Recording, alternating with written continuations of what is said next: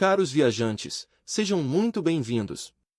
Em retomando a nossa empreitada, desta feita vamos nos aprofundar um pouco mais na fase de planejamento da nossa viagem temporal, tratar do objetivo desta, compreendendo a motivação e a amplitude do nosso esforço, estabelecer as regras e os limites de atuação, e constituir parcerias. Relacionado ao objetivo, quanto às motivações do estudo, a essa altura, todos já devem ter construído seu escopo, que pode abranger desde a genuína necessidade de conhecer as suas origens e os seus antepassados, até a organização de dossiê específico para embasar processo voltado à constituição de cidadania ou nacionalidade múltipla. De qualquer sorte, a despeito da justificativa, as ações a serem observadas são comuns, ou seja, o caminho a ser percorrido, com algumas poucas nuances, será o mesmo. Apenas a amplitude será maior ou menor, a depender da intenção ou motivação do viajante. A partir do momento da decisão pela incursão ao passado, algumas definições são necessárias, como por exemplo, estípite ou tronco a ser explorado, argumento da viagem, amplitude das buscas, limites de atuação, paralelos e perpendiculares, constituição de parceiros. Quanto ao estípite ou tronco a ser explorado, é preciso definir em qual das linhas ancestrais se irá trabalhar, paterna, materna ou ambas, lembrando que para cada uma delas se observará uma progressão geométrica avassaladora, de razão ou quociente igual a 2, ou seja, para cada geração retrogredida haverá um aumento do volume de indivíduos para o dobro. Se não vejamos, ao optarmos por trilhar o caminho percorrido por ambas as linhas, paterna e materna, e nos atermos à nossa 10ª geração ancestral, a dos nossos enervós, teremos abrangido, teoricamente, horizontalmente, apenas nessa 10ª geração portanto, 1.024 pessoas, ao que serão 2.047 indivíduos envolvidos, em todas as 10 gerações, nas linhas direta e transversa. Contudo, praticamente, é impossível cadastrar devidamente cada um desses elementos no heredograma, dada a dificuldade na obtenção dos respectivos dados, crescente exponencialmente na medida da retroação do estudo na linha do tempo. Entretanto, se na cepa estudada, houver elementos ilustres que tenham sido lançados nos anais da história, a recuperação dos dados cadastrais será sobremaneira facilitada e o povoamento do diagrama será mais abrangente, devido à abundância de informações disponíveis. De qualquer forma, para a construção da árvore, pelo menos em primeiro plano, a meta factível deve abranger apenas as linhas principais, verticais, considerando os segmentos mais expressivos, e horizontais em limitando as respectivas ramificações, o que possibilitará na linha do tempo, maior avanço e rapidez do estudo. As ramificações serão tratadas em ato contínuo, ao juízo do genealogista responsável. Adiante, no tópico Regras e Limites, abordaremos essa estratégia. Em se tratando do argumento da viagem, roteiro ou caminho físico a ser percorrido, este vai se definindo em conformidade com o rumo das pesquisas. Não há como estabelecer um roteiro genealógico preciso sem conhecer o percurso, em razão de que a busca por este é exatamente o mote do estudo. O roteiro e a caminhada guardam entre si uma relação de interdependência, o que por si justifica a assertiva. De pronto, a partir das histórias e documentos familiares, apenas é possível recuperar as datas e localidades das primeiras gerações ascendentes, a dos pais e avós. Com alguma sorte, condicionado ao nível de organização familiar, quanto à guarda de documentos, há possibilidade de avançar e descobrir dados de mais 2 ou 3 gerações, envolvendo os trisavós e tetravós, mas não muito além disso. Conforme avançamos, ou talvez seja melhor dizer, retrocedemos no tempo, a situação tende a se complicar, muito, e há o risco de se perder a pista da família, em algum momento do estudo, tamanha a escassez de informações ao nosso alcance. A partir deste ponto, apenas restam os esforços individuais, a paciência e a perseverança, aliadas ao apoio dos parceiros, as correspondências entre sítios distintos, ao intercâmbio de informações entre os respectivos gestores e a própria história do mundo, que se configuram em recursos imprescindíveis para a continuidade dos estudos. Concernente à amplitude das buscas, esta sim pode ser pré-estabelecida, em princípio por abordar questões temporais, vinculadas ao aprofundamento vertical e horizontal das pesquisas, o que assegura as condições para a instituição dos limites diretos e transversos. Por exemplo, ao se definir a geração limite a ser buscada, além do pretenso conhecimento dos ascendentes diretos nesta geração, se reunirá condições para decidir pela abrangência dos seus ramos familiares, irmãos, primos, respectivos companheiros, ascendentes e descendentes desses, ou não, momento este em que se firmam as linhas de corte. No que se refere aos limites de atuação paralelos e perpendiculares, caberá exclusivamente ao gestor a definição dos mesmos, já que apenas este conhece as suas próprias limitações e o escopo a ser explorado.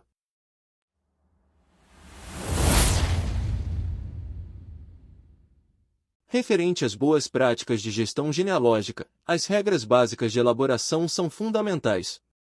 Resumidamente, de pronto é necessário determinar o alcance do estudo, quanto às linhas ascendentes diretas por geração, contemplando pais, avós e adiante, na sequência. Será restrita a amplitude, que contempla as linhas transversais, aos irmãos, primos em primeiro grau e respectivos companheiros, em considerando, no máximo, as primeiras gerações ascendentes e descendentes, os pais e os filhos desses.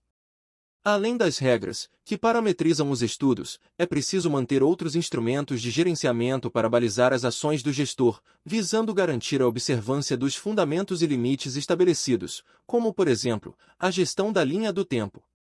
Considerando que há um intervalo de 25 anos entre as gerações, a adoção desse parâmetro para a criação e manutenção de planilhas, tabelas, mapas e diagramas, é de suma importância para assegurar a coadunância do desenho da árvore com a linha do tempo.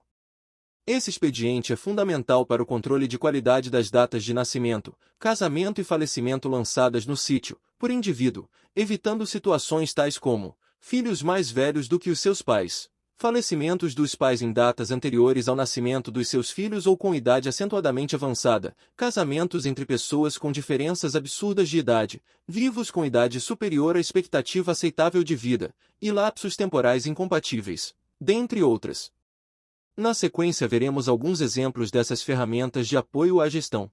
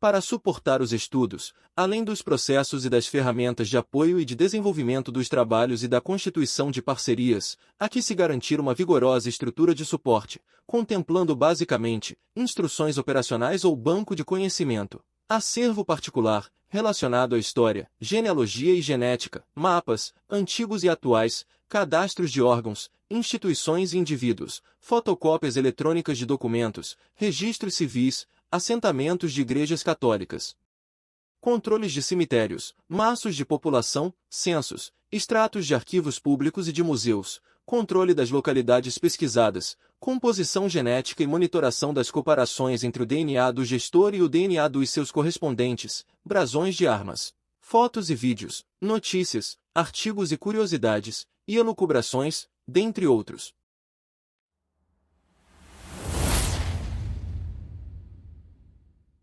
Desde agora, escuso-me pela extensão da explanação alusiva. Todavia, julgo necessária para aqueles que pretendem aprofundar os estudos, ao ponto de ultrapassar o limite da idade contemporânea e avançar até os primórdios. Com base na boa prática de gestão da linha do tempo, a segmentação dos estudos em observando a ordem e a divisão da história e os respectivos marcos temporais se torna bastante oportuna. A seguir, elencamos as principais partidas genéticas apuradas em conformidade com as divisões da história do mundo. Religiosas, do ano 4000 a.C., baseado no livro de Gênesis, o primeiro das Bíblias hebraica e cristã, até o ano 33, marcado pela morte de Jesus Cristo. Míticas, do ano de 1500 a.C., com base na mitologia greco-romana, até o ano 27 a.C., que marcou o início do Império Romano. Antigas, do ano de 3500 a.C., do aparecimento da escrita, até o ano de 476, do fim do Império Romano do Ocidente, que abrangem os povoadores da Europa, dentre os quais, romanos, hunos e povos germânicos, compreendendo alamanos, suevos, burgúndios, gépidas, góticos, érulos, vândalos e lombardos, além dos anglo-saxões e francos. Médias, do ano de 476 até o ano de 1453, da queda de Constantinopla, então a capital do Império Bizantino ou Império Romano do Oriente, abarcando os ducados e condados europeus e outros encadeamentos. Modernas, do ano de 1453 até o ano de 1789, quando ocorreu a queda da Bastilha, espalhando a Revolução pela França, contemplando as dinastias portuguesas e reinos espanhóis, mesclando-se aos indígenas meso-americanos residentes, e africanos, trazidos à força ao Brasil, e por fim às contemporâneas, do ano de 1789, até os dias atuais, envolvendo toda a gama de imigrantes não portugueses ao Brasil, após o fim do tráfico de pessoas escravizadas, alcançando, suíços, 1818, alemães, 1824, italianos, 1870, espanhóis, 1880, e japoneses, 1908, além dos oriundos do Oriente Médio, por conta das constantes guerras e perseguições religiosas como, por exemplo, sírios, libaneses, armênios e turcos, e de outras nacionalidades, dentre as quais, húngaros, gregos, ingleses, americanos, poloneses, búlgaros, tchecos, ucranianos e russos, afora as diversas outras etnias. A imigração portuguesa, por sua vez, nunca deixou de acontecer, mesmo depois da independência do Brasil, com a separação dos dois países.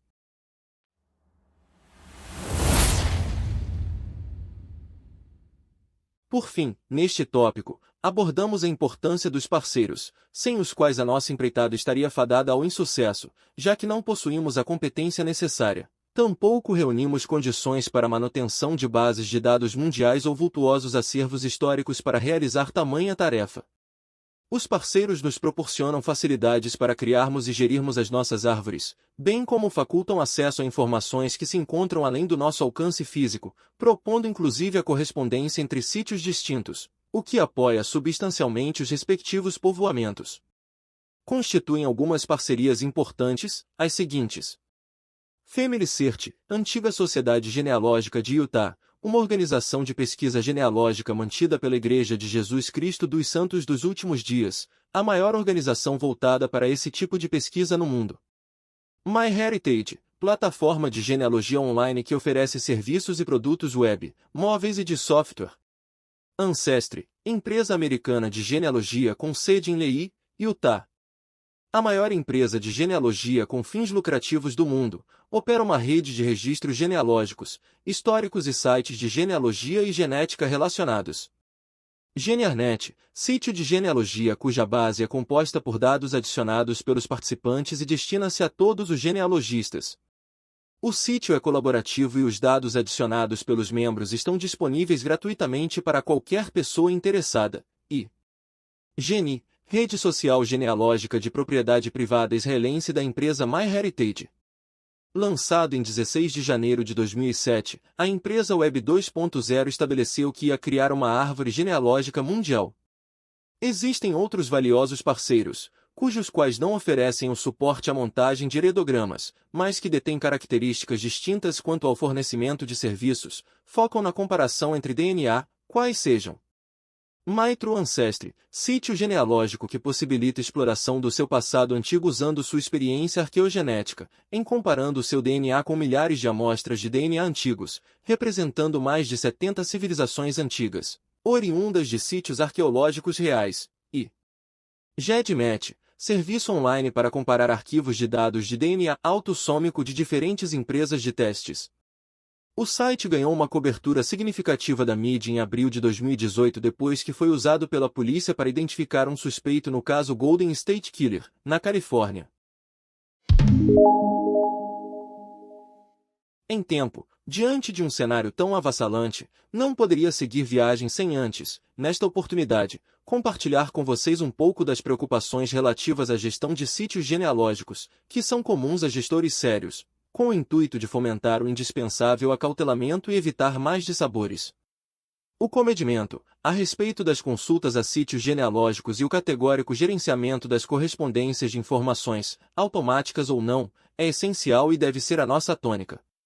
A dinamicidade consequente da afinação tempestiva dos encadeamentos processados provoca desincronias entre o momento da atualização, ao encargo dos gestores dos sítios, e o momento da consulta, ao tempo dos consulentes desses mesmos sítios, o que propõe, por si, lapsos importantes entre os cenários envolvidos.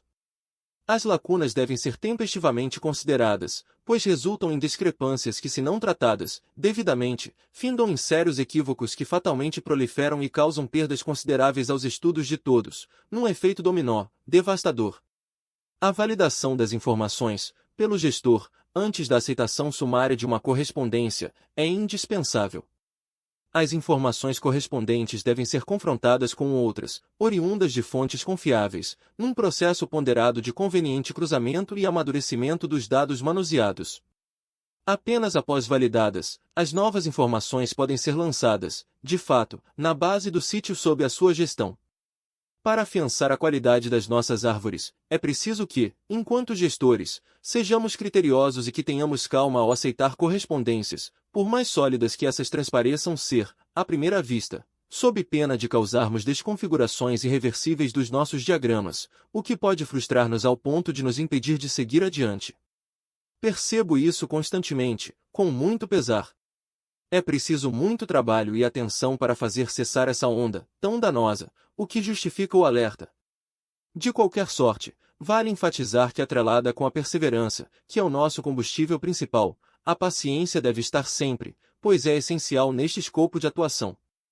Todo cuidado é pouco, quando se trata de assegurar a fidedignidade e a integridade contextuais num processo genealógico. A ansiedade e a pressa não devem subsistir, sob quaisquer circunstâncias. A confiança mútua e a sobrevida da reciprocidade precisam ser preservadas, pois são imprescindíveis para o sucesso das nossas missões, ao que, sabido que informações fidedignas não tendem a sofrer modificações frequentes, vale desconfiar, sempre.